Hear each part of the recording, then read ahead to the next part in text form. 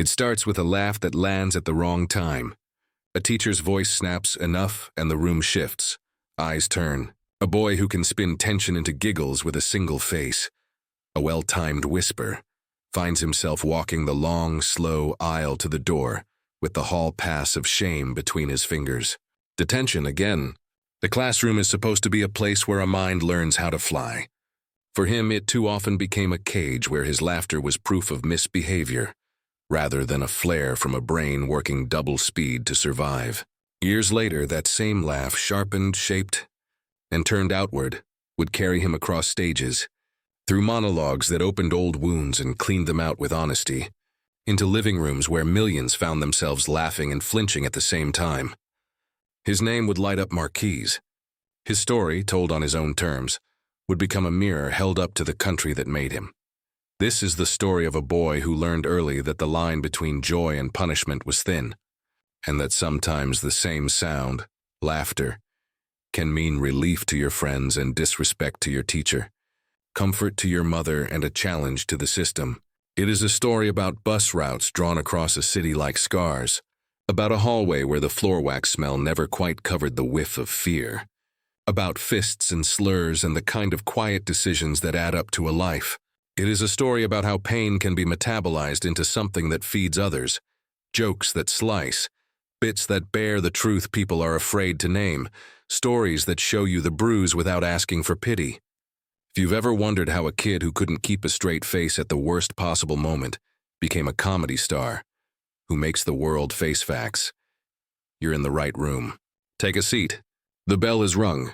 He was born in the South and brought north as a baby, his parents carrying him into a Brooklyn apartment where the sound of the city was part of the lullaby. Bus breaks, heated arguments from the sidewalk, a radio next door always a little too loud. His mother worked long hours and longer emotions, her love expressed in ironed clothes and a watchful eye. His father kept the gears turning, at work, at home, in his children's sense of what a man does when he's tired. He does it anyway. At the dinner table, the lessons were practical. Finish what's on your plate, respect your elders. But beneath them was a syllabus about survival. His mother in particular had a mind like a ledger. She tallied slights not to stew in them, but to remember what was owed to her children and to insist again and again that the debt would one day be paid. The neighborhood switched identities depending on the hour and the street. From one block to the next, it could be candy stores and stoops and kids chalking the sidewalk into a hopscotch map, or a gauntlet of boys a few years older who already wore hard eyes and heavy intentions. The apartment was crowded in the way that breeds resourcefulness. You learned to read in a corner while a cousin practiced handstands, to time your homework before the TV went on, to turn noise into a background hum. In one room, a world. And for a boy with a quick tongue and quicker instincts, humor became not a hobby, but a tool. When an adult's temper threatened to snap, he could thread a joke into the moment like a stitch. When a bigger kid started bearing down, a wisecrack might redirect the blow. If he learned to mimic voices, gestures, the way authority puffed itself up like a pigeon, he did it because mimicry equalized things for a second, made him feel human in a space determined to make him small. School was supposed to standardize that humanity. A desk is a desk, a test a test. But in his city, schooling was politics carved into bus routes. In the morning, he was plucked from the neighborhood he knew and dropped into classrooms where he was one of the only black kids. A specimen for some, a target for others, a lesson for the rest. The teachers liked the idea of integration, some of them. But institutions have a way of turning ideals into procedures, and procedures into paperwork. The result is what he felt. A schedule that fed him into rooms where the rules were the same for everyone until they weren't. A white boy's joke was charm or spirited. His was disruption. A white boy's mood was tired or acting out. His was defiance. Laughter, his favorite currency, kept getting taxed at a higher rate. The bus ride back to his side of town was a decompression chamber and an education of a different kind. He watched kids who hadn't had to learn the day's careful choreography spill off the bus and back into their own gravity, while he carried with him the micro-calculations that had kept him from getting crushed. Don't sit there. Don't take that hallway. Don't ask for help from that face. The racism wasn't always a storm. Sometimes it was a steady drizzle that soaked everything you wore. So when the downpour came, when a slur was thrown like a brick, or an actual brick was thrown, it didn't surprise you. You were already wet. At night, when the house settled and the refrigerator motor took up its steady hum, he watched comedy the way other kids watched cartoons. He mimicked the cadence of men with microphones, learned how a story bends toward a punchline, noticed how a single word, pause just so, can make an audience feel like accomplices. He saw something radical. On stage, the weak could control the strong. The small could talk back to the big. Truth could be smuggled in under a laugh. He didn't have the words for it yet, but he was building a thesis in his bones. There is never just one incident. There is a cascade, each drop carving the stone bit by bit until one day the rock splits and the water rushes through. Still, there are moments that mark the shift from annoyance to trauma. From I can take this to no, actually, can't. One of those began, ironically, in a pretty ordinary way.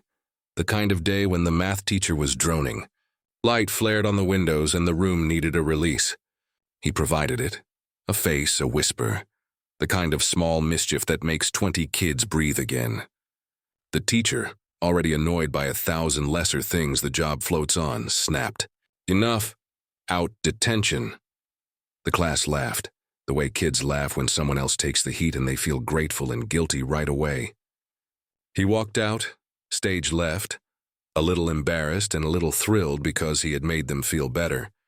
And that felt like a superpower even when it got him punished. Detention should have been the end of it. An hour. A lecture. A sentence copied until the words lose all meaning. But the version of school he attended had more angles. As the afternoon wore down, a boy bumped him hard in the hallway and said a word with too many centuries in it to be shrugged off. Another boy followed with a shove that sent his book skittering. He bent to pick them up, the posture that says, I am a problem that can be solved with humiliation. Someone laughed behind him and said, Go back to your own school. When he stood, ready with a joke that might turn the temperature down, the fist arrived. Then another.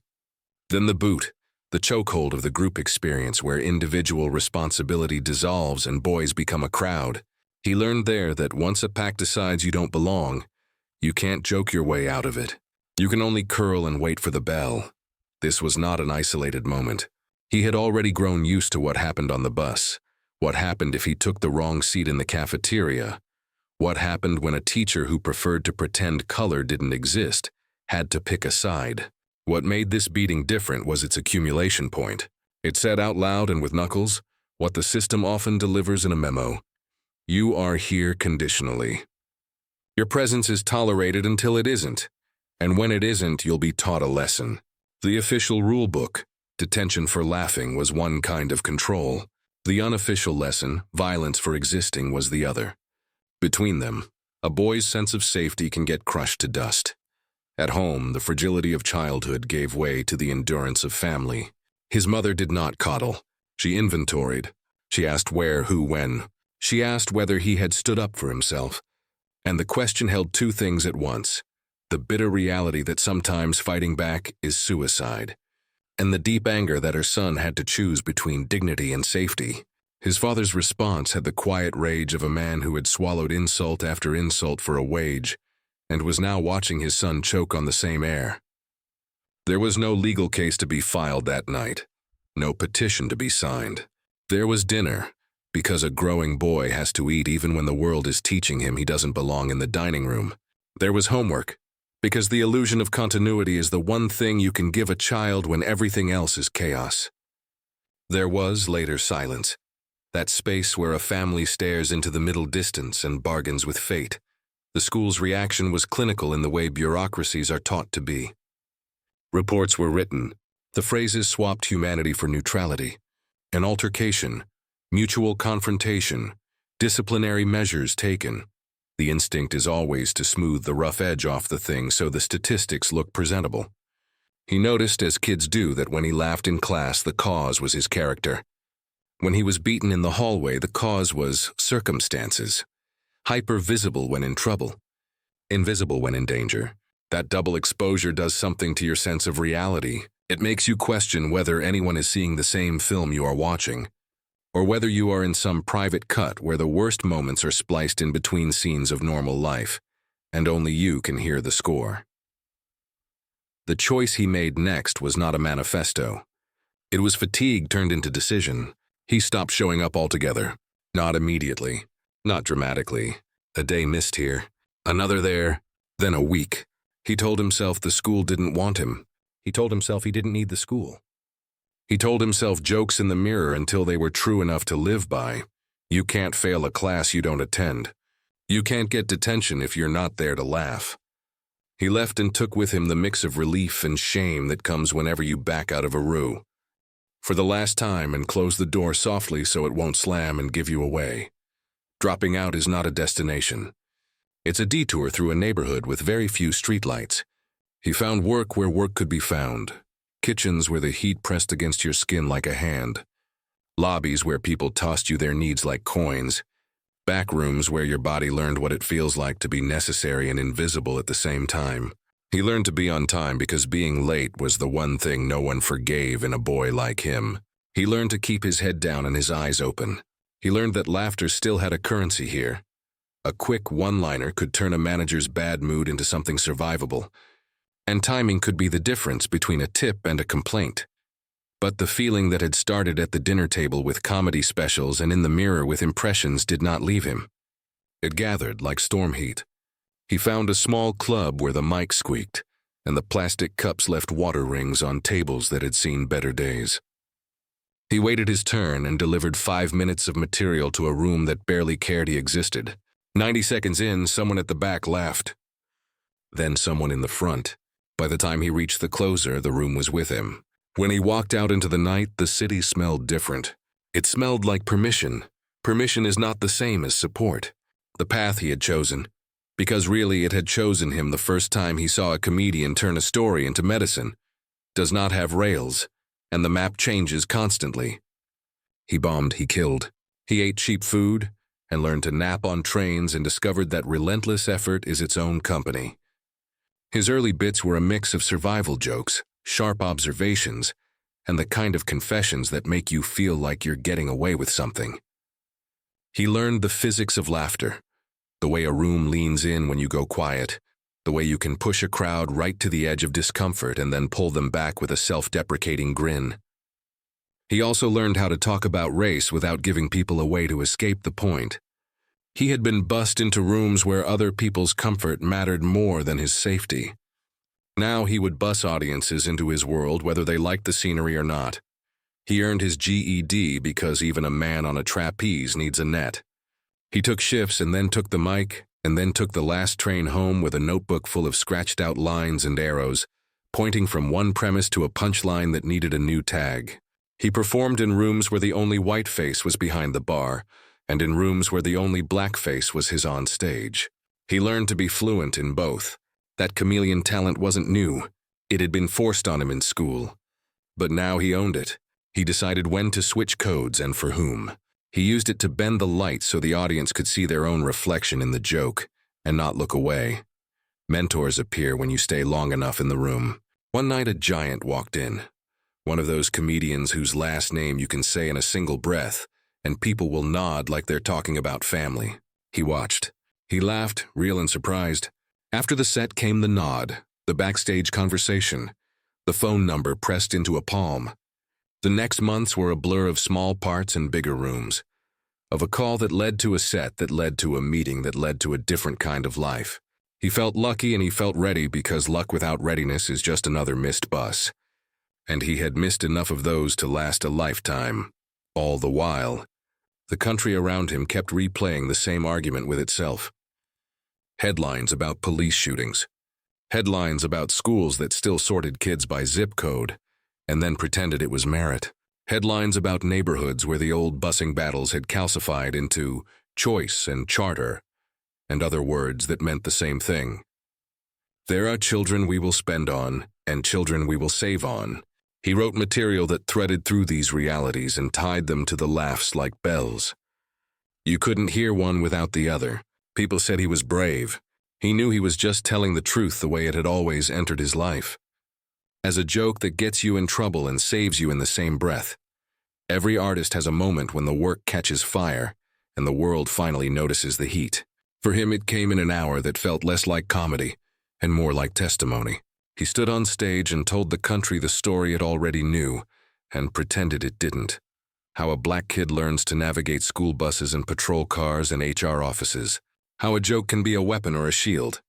How daylight can feel like a setup, because daylight is when you're most visible to the people who like to pretend they don't see you. The bits landed like verdicts.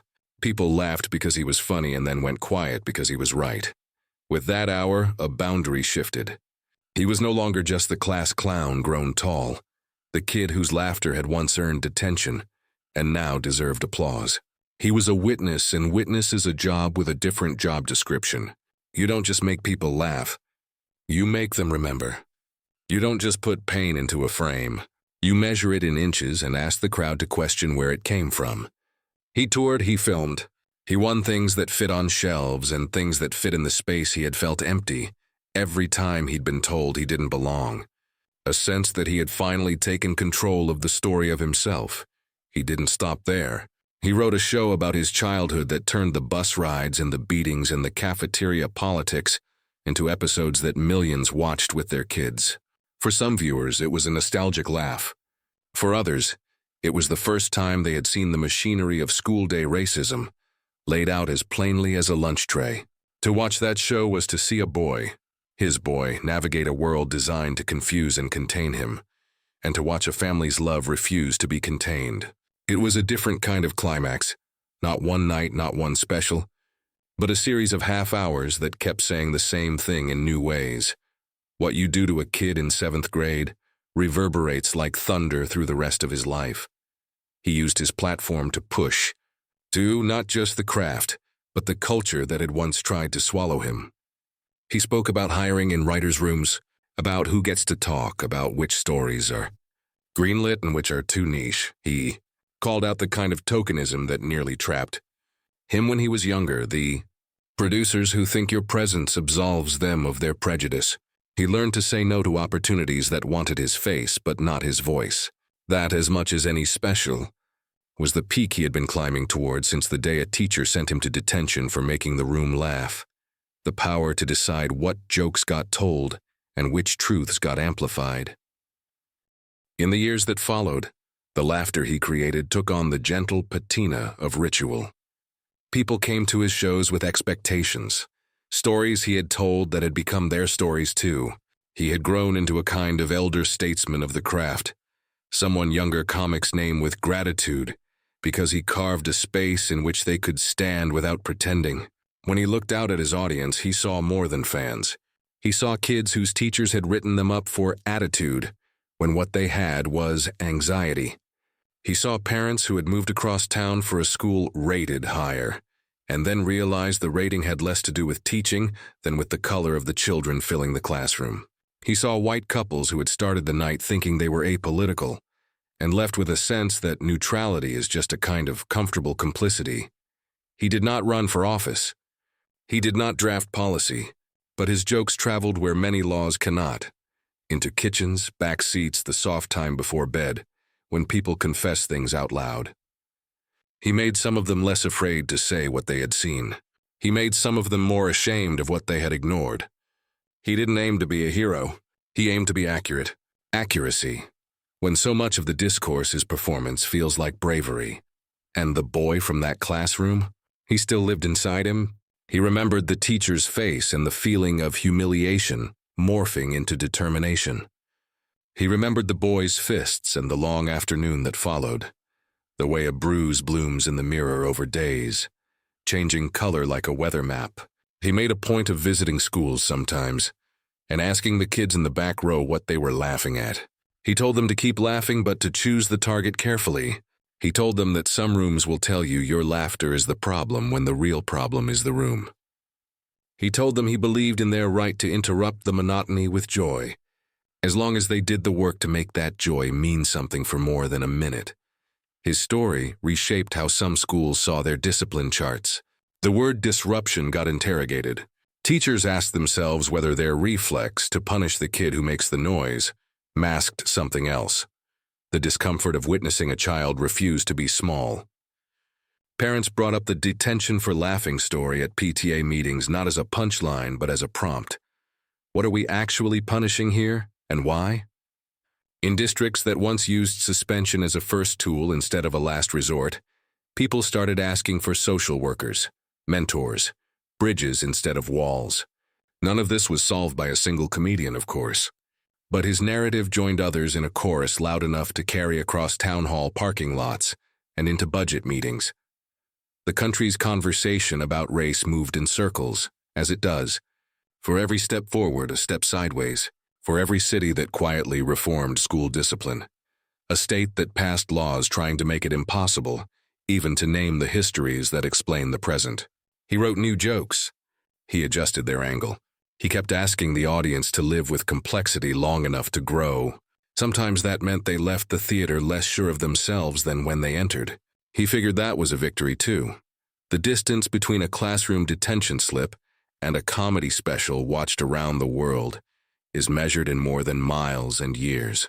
It is measured in the number of times a person decides not to let someone else define what his laughter means. It is measured in nights when you get off stage and think, I didn't flinch. I told it exactly the way it happened, and I made them laugh without letting them off the hook.